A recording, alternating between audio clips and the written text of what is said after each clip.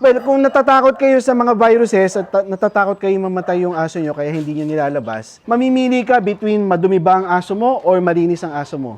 Ayan o, ayan o, mga boss o. Yan. Walang yan. Tinan mo o, ang dumi-dumi o. Kakaligo lang ng Fur Magic, dumumi na naman. Diyos ko po. Kaya ganyan talaga. Yun yung sinasabi ko mga boss kasi ang aso, well, kung natatakot kayo sa mga viruses at natatakot kayo mamatay yung aso nyo kaya hindi nyo nilalabas, mag-isip-isip din kayo kasi may buhay yan eh. Pag ang aso di lumalabas, nagiging aggressive. Pag ang aso di lumalabas, nagiging bored.